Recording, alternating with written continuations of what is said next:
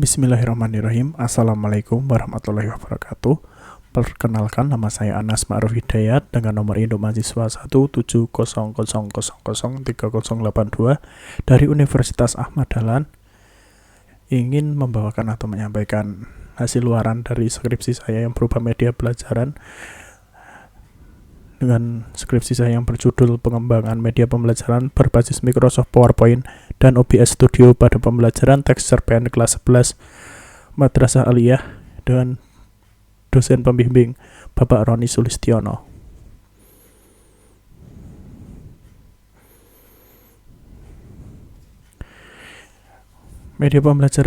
Pada media pembelajaran ini kita akan mempelajari teks cerpen yang seperti yang sudah saya sebutkan pada judul skripsi saya tadi, dengan judul Meneladani Kehidupan dari Teks Cerita Pendek.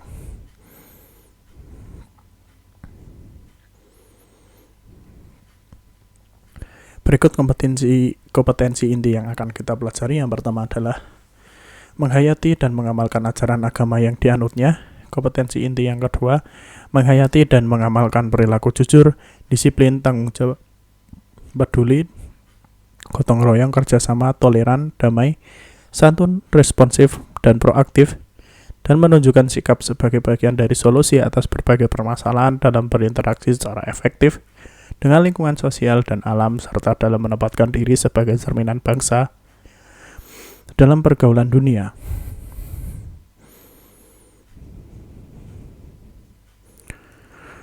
Untuk kompetensi inti yang ketiga adalah memahami, menerapkan, menganalisis pengetahuan faktual, konseptual, prosedural berdasarkan rasa ingin tahunya tentang ilmu pengetahuan, teknologi, seni, budaya, dan humaniora dengan wawasan kemanusiaan, kebangsaan, kenegaraan, dan peradaban terkait penyebab fenomena dan kejadian, serta menerapkan pengetahuan prosedural pada bidang kajian yang spesifik sesuai dengan bakat dan minatnya untuk memecahkan masalah.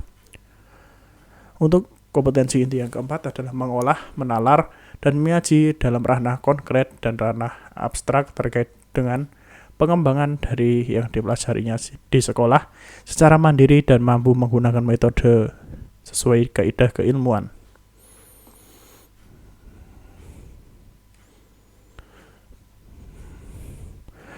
Baiklah, ini adalah kompetensi dasar yang akan dipelajari pada media pembelajaran kali ini. KD 3.8 adalah mengidentifikasi nilai-nilai kehidupan yang terkandung dalam kumpulan cerita pendek yang dibaca, dan KD 4.8 adalah mendemonstrasikan salah satu nilai kehidupan yang dipelajari dalam cerita pendek. Berikut adalah daftar materi yang akan kita pelajari pada media pembelajaran ini. Untuk KD mengidentifikasi nilai-nilai kehidupan dalam cerita pendek, materi yang akan dipelajari yang pertama adalah memahami informasi tentang nilai-nilai kehidupan dalam teks cerita pendek, dan yang kedua adalah menemukan nilai-nilai kehidupan dalam cerita pendek. Pada KD mendemonstrasikan salah satu nilai kehidupan yang dipelajari dalam cerita pendek, materi yang akan dipelajari adalah yang pertama menentukan nilai kehidupan dalam teks cerita pendek. Yang kedua, mendemonstrasikan nilai kehidupan dalam teks cerita pendek.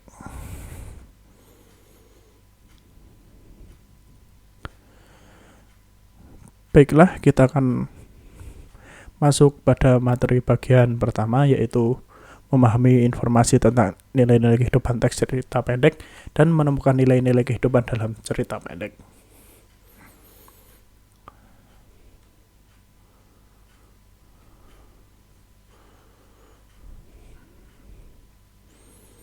Berikut adalah materi yang pertama, mengidentifikasi nilai-nilai kehidupan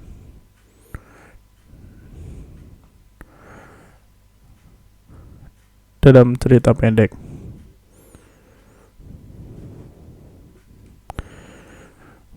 Yang bagian pertama, memahami informasi tentang nilai-nilai kehidupan dalam teks cerita pendek.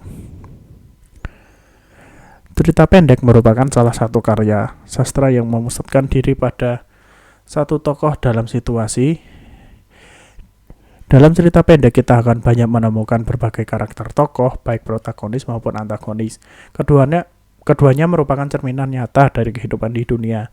Namun, Dari karakter tokoh tersebut kita dapat menemukan nilai-nilai kehidupan, yaitu perbuatan baik yang harus kita tiru dan perbuatan buruk yang harus kita jauhi.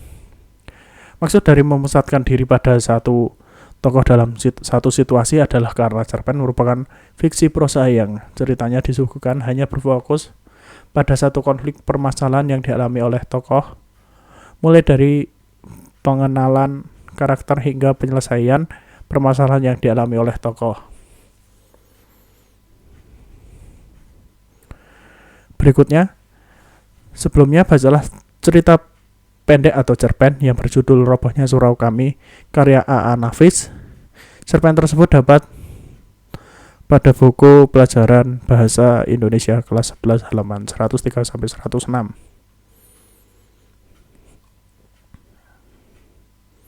Nah, baiklah, mari kita lanjutkan. Apa itu cerpen? Cerita yang telah kamu baca itu dinamakan cerpen atau cerita pendek. Sesuai dengan namanya, cerita pendek adalah cerita yang menurut wujud fisiknya berbentuk pendek. Ukuran panjang pendeknya suatu cerita memang relatif, namun pada umumnya cerita pendek merupakan cerita yang habis dibaca sekitar 10 menit atau setengah jam. Jumlah katanya sekitar 500-5.000 kata. Selain itu, isi pada cerpen juga sangat mudah dipahami karena ceritanya yang relatif pendek. Oleh karena itu, banyak orang yang suka dengan cerita yang singkat dan tidak rumit seperti pada cerpen. Karena jumlah katanya yang tidak banyak, membuat cerita ini bisa dibaca sekali duduk selesai.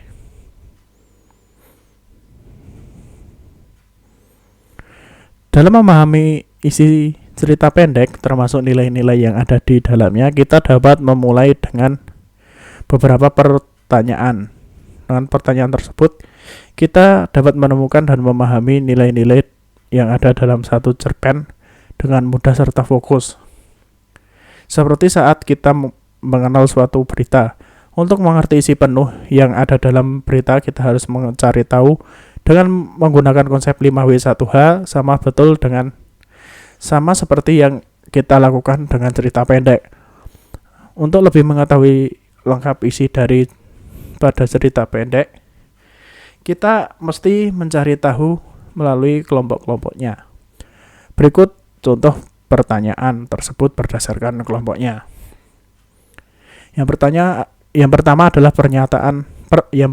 pertanyaan literal. Pertanyaan literal adalah pertanyaan yang jawabannya tersurat dalam bacaan atau ingatan.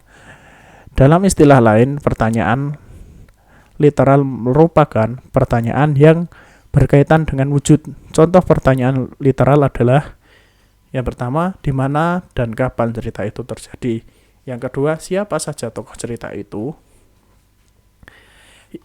Yang kedua adalah pertanyaan interpretatif. Pertanyaan interpretatif adalah pertanyaan yang menuntut jawaban berupa penafsiran atau pemaknaan kembali atas kata, lari, atau isi. Contoh pertanyaan interpretatif adalah apa maksud tersembunyi di balik pernyataan tokoh A? Berikutnya, bagaimana makna lugas dari perkataan tokoh B? Yang ketiga adalah pertanyaan integratif. Contohnya seperti ini. Yang pertama, bercerita tentang apa cerpen di atas. Yang kedua, apa pesan moral yang hendak disampaikan pengarang dari cerpennya itu. Yang keempat adalah pertanyaan kritis. Pertanyaan kritis adalah pertanyaan yang berusaha menyikapi kesalahan atau kekeliruan suatu pantun atau puisi atau cerita. Contoh pertanyaan kritis adalah yang pertama, ditinjau dari sudut pandang agama, bolehkah tokoh C berbohong pada tokoh A? Yang kedua, apa kelebihan dan kelemahan cerpen itu berdasarkan aspek kebahasaan yang digunakannya? Dan yang kelima adalah pertanyaan kreatif. Contohnya, bagaimana sikapmu apabila berposisi sebagai tokoh A dalam cerpen itu? Yang kedua, bagaimana kira-kira kelanjutan cerpen itu seandainya tokoh utama tidak dimatikan pengarang? Kita masuk pada materi bagian 2, yaitu menemukan nilai-nilai kehidupan dalam cerita pendek. Nilai dari suatu teks dapat ditemukan dengan mengajukan beragam pertanyaan tentang isi teks tersebut. Demikian pula dengan teks cerpen yang nilai dari teks tersebut dapat ditemukan dengan mengajukan pertanyaan tentang isi cerpen. Maksud dari nilai dalam hal ini adalah sesuatu yang penting, berguna, atau bermanfaat bagi manusia. Pertanyaan tersebut adalah pertanyaan yang bersifat kritis tentang kelebihan dan kekurangan cerpen itu. Misalnya, sampailah pada jawaban tentang bermanfaat atau tidaknya cerpen tersebut pada pembaca.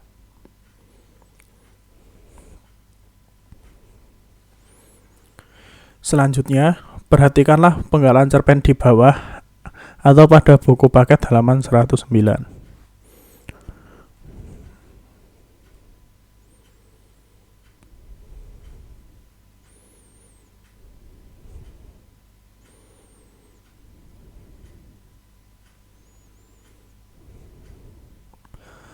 Penggalan cerpen tersebut mengungkapkan perlunya menjaga diri, yakni untuk tidak melebih-lebihkan persoalan sepele karena hal tersebut bisa berakibat fatal. Dalam unsur-unsur intrinsik karya sastra, pernyataan tersebut dinamakan amanat. Pernyataan seperti itulah yang dianggap bernilai atau sesuatu yang berguna sebagai obor atau petunjuk jalan bagi seseorang dalam berperilaku. Unsur intrinsik adalah unsur yang membangun karya sastra dari dalam. Selain amanat, yang termasuk unsur intrinsik adalah tema, alur atau plot, perwatakan atau penokohan, dan latar atau setting. Amanat adalah pesan atau kesan yang dapat memberikan tambahan pengetahuan, pendidikan, dan suatu yang bermakna dalam hidup, yang memberikan penghiburan, kepuasan, dan kekayaan batin kita terhadap hidup. Oleh karena itu, berkaitan dengan baik buruknya perilaku dalam bermasyarakat, hal itulah yang dinamakan dengan nilai moral.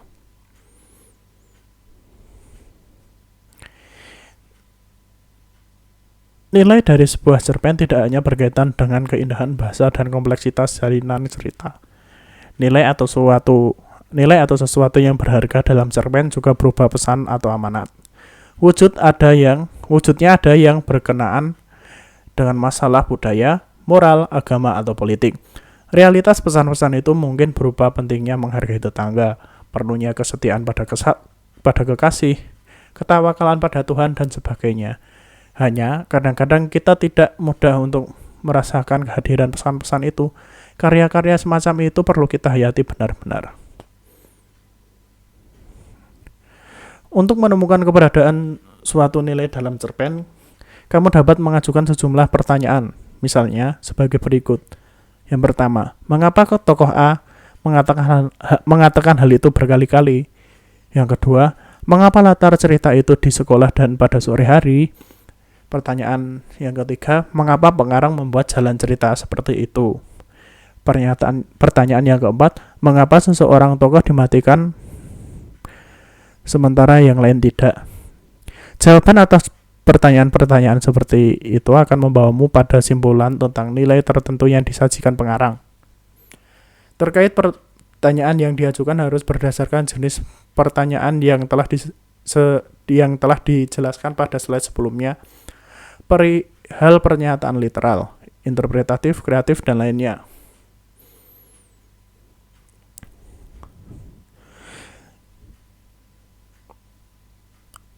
Selain menggunakan cara tadi untuk mempermudah kita dalam menemukan nilai-nilai kehidupan dalam cerpen, kita dapat menggunakan langkah-langkah sebagai berikut.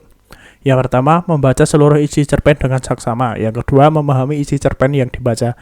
Yang ketiga, mencatat hal-hal penting dalam cerita pendek yang berkaitan dengan nilai-nilai kehidupan manusia. Yang keempat, menarik pokok pikiran pada setiap paragraf cerpen. Yang kelima, menyimpulkan hal-hal yang sudah ditemukan pada cerpen. Jawaban atas pertanyaan-pertanyaan seperti itu akan membawamu pada simpulan tentang nilai tertentu yang disajikan pengarang. Baiklah, ini adalah tugas yang pertama. Silahkan dibaca.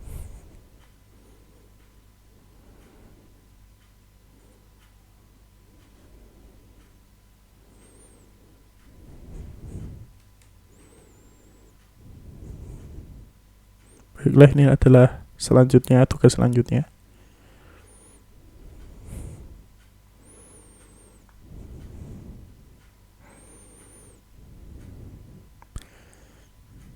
Selanjutnya,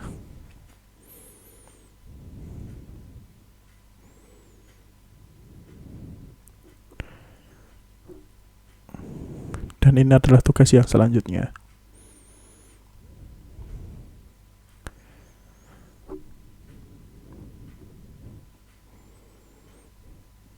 Baiklah, kita masuk pada materi bagian kedua, yaitu mendemonstrasikan salah satu nilai kehidupan yang dipelajari dalam teks cerita pendek. Materi yang akan kita pelajari yang pertama menentukan nilai-nilai kehidupan dalam teks cerita pendek dan mendemonstrasikan nilai kehidupan dalam teks cerita pendek. Baiklah, kita akan masuk pada materi yang pertama, yaitu menentukan nilai-nilai kehidupan dalam cerita pendek.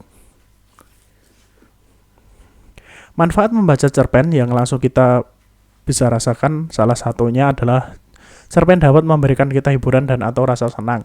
Dengan membaca cerpen, seolah-olah kita menjalani kehidupan tokoh-tokoh yang ada dalam cerpen tersebut dan ikut larut dalam suasana dalam cerpen tersebut. Selain itu, dengan membaca cerpen kita bisa belajar tentang kehidupan agar kita lebih bijak dalam menghadapi masalah yang mungkin akan kita hadapi.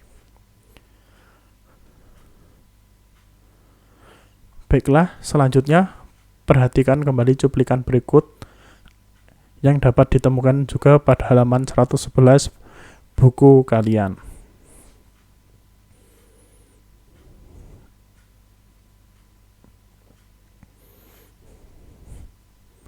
Baiklah, kita lanjutkan.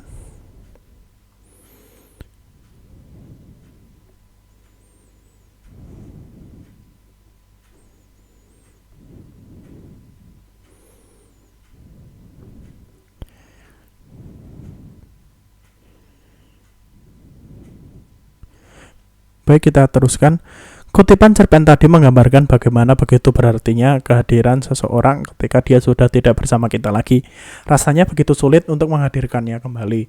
Hampir semua orang pernah mengalaminya seperti yang digambarkan dalam cerita itu. Hanya sosok dan peristiwanya saja yang berbeda-beda. Pelajaran yang dapat dipetik dari gambaran cerpen tadi yang sangat penting bahwa kehadiran seseorang di tengah-tengah kita adalah sebuah berkah yang harus disyukuri. Kalaulah dia sudah tidak hadir lagi, maka gantinya adalah kesedihan, penyesalan, dan bahkan ratapan yang menyayat. Untuk selanjutnya, silahkan baca cuplikan cerpen yang lainnya yang terdapat dalam buku halaman 112.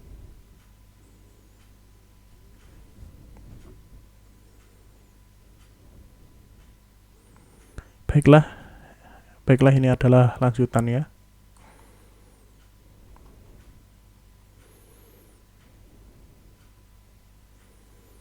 Baik, kita lanjutkan lagi. Cuplikan cerpen di atas berisi sindiran yang bisa jadi mengena pada setiap kalangan dalam kehidupan sehari-hari mereka. Orang-orang yang hanya mengutamakan ibadah ritual dan mengabaikan persoalan-persoalan sosial atau kemanusiaan menjadi objek sindiran dalam cuplikan cerpen tersebut. Sindiran seperti itu boleh jadi lebih mengena daripada mengurui langsung tentang kesadaran keberagamaan yang benar. Jadi, kita bisa menyindir lewat cerpen. Dan sindiran lewat cerpen itu bisa jadi lebih mengena pada orang yang kita sindir daripada kita menyindirnya secara langsung.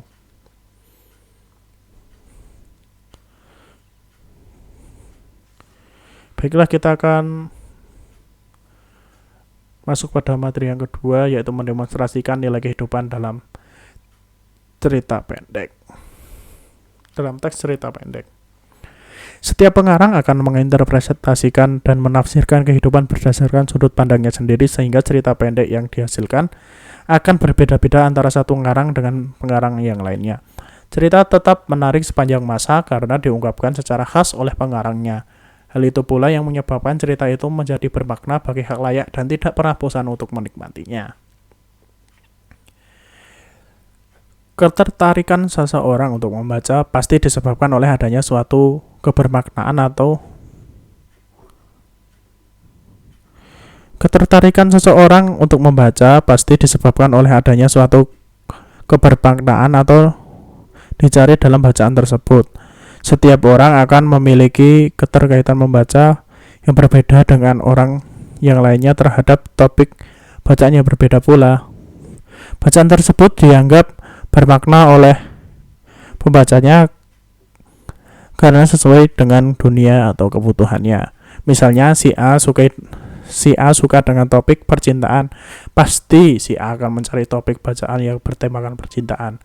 Berbeda dengan si B yang suka dengan topik pertemanan dan petualangan, pasti akan mencari bacaan dengan topik bertemakan pertemanan dan petualangan.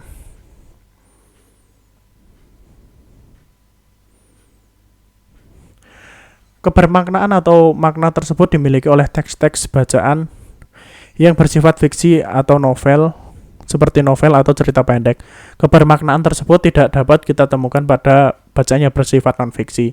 Seseorang membaca cerpen bukan untuk mendapatkan informasi, melainkan untuk mendapatkan hiburan atau pengalaman-pengalaman hidup. Daya hibur dalam cerpen disebabkan oleh beberapa faktor seperti karena alurnya yang penuh dengan kejutan, dan karena konflik cerita yang menyenangkan. Memang banyak hal yang menyebabkan suatu cerpen menjadi bermakna bagi para pembacanya, sebagaimana yang pernah disebutkan bahwa banyak unsur yang bias menjadikan cerpen atau bacaan-bacaan lainnya menjadi bermakna bagi pembacanya, seperti penokohan, latar atau gaya cerita yang dihadirkan, dan pilihan kata yang digunakan pengarang. Untuk selanjutnya, perhatikan cuplikan cerpen berikut yang terdapat pada halaman 116.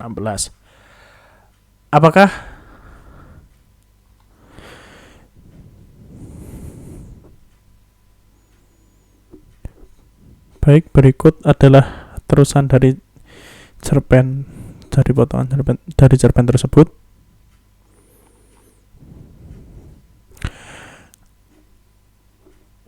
Baik, kita lanjutkan kembali. Kebermaknaan cuplikan cerpen tersebut tampak antara lain pada temanya, yakni tentang cinta. Tema cerpen ini menarik bagi orang yang mengalami perasaan seperti itu. Selain itu, cuplikan tersebut punya daya tarik dalam kata-kata yang puitis. Misalnya pada kata-kata seandainya aku tidak mencintaimu, tidak akan terbit rindu sewaktu berpisah. Berbagai makna atau sesuatu yang penting lainnya bisa jadi kita temukan setelah kita membaca cerpen tersebut sampai tuntas. Kebermaknaan suatu cerita lebih umum dinyatakan dalam amanat, ajaran moral, atau pesan didaktis yang hendak disampaikan pengarang kepada pembaca melalui karya itu.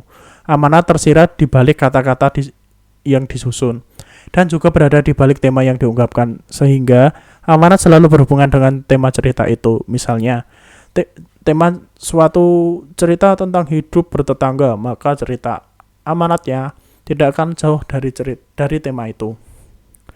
Pentingnya menghargai tetangga, pentingnya menyantuni tetangga yang miskin, dan sebagainya. Baiklah, berikut adalah tugas kedua. Silahkan kalian baca.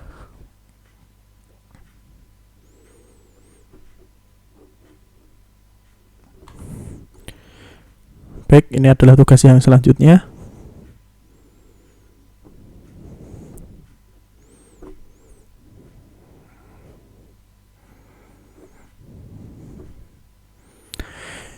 Baiklah, ini adalah daftar pustaka yang saya gunakan untuk membuat media pembelajaran ini.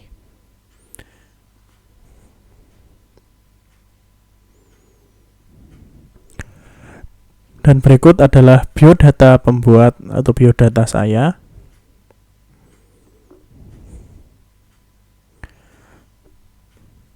Dan yang selanjutnya berikut adalah biodata dosen pembimbing skripsi saya, Bapak Roni Sulistiono.